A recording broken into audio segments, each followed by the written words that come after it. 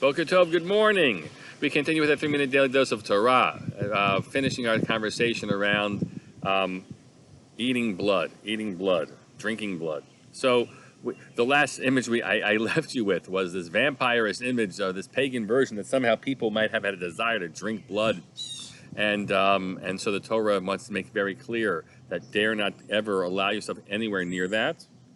And what is the halacha, right? The Torah doesn't just prohibit capturing the blood of an animal in the end, and swallowing it down, or cooking the animal hearts that way. The Torah, as we understand the halacha, develops to require us to kasher meat, So most of us have no relationship to meat kashering at all.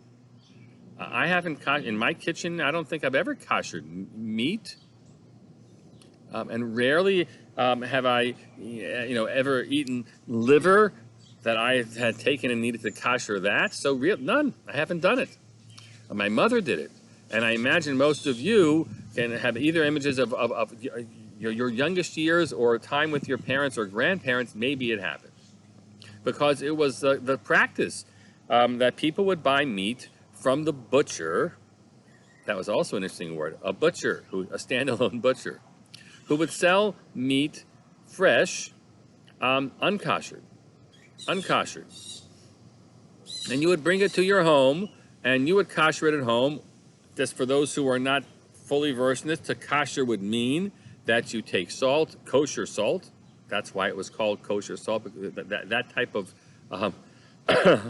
form of the salt was a very good type of format to be able to draw blood out of the meat. You salt it on both sides, and you let it drain, and rinsing, the practice of it, right? So that's what people would do. People had special a koshering pan or tray, and it would slant it and go into your sink. People would do that. That stopped. And to some degree, it stopped for better kashrus, because as halacha is works, the presumption is that after 3 days from slaughter, 3 days after slaughter, it's no longer going to be effective. The animal's starting to dry, and you're no longer going to have an effective way to draw out the blood, even with the use of salt. So we require koshering within 3 days of slaughter. So how does it even work? What did happen? So when there was a shaykhid in town, so that was the norm. You had it fresh, and you kept it fresh, and you kashered it at home, and everything was good. But once you had refrigeration, the reality was that animals would perhaps be in the butcher shop for longer. And once you had slaughter out west, then it took time. And so what would actually develop, this is the 3-minute daily dose of Torah, it's too much time I'm taking, right? They would slaughter and not kasher there. They would come across through Chicago and out here to New York and the different places where they would arrive.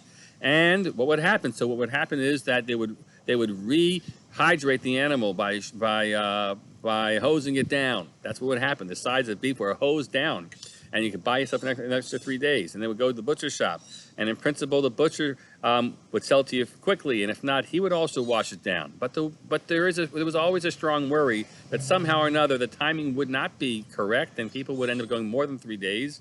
I can tell you more stories about my own role as a Rav HaMachshir in a butcher shop for another time. But it's a good thing in the end that we buy meat now that's pre-koshered for lots of reasons. But it's distanced us from what was an old-time real ritual act that's carrying out the concern of the Torah that a person had more connection to, perhaps we don't have today. Have a great day and enjoy your kosher steak.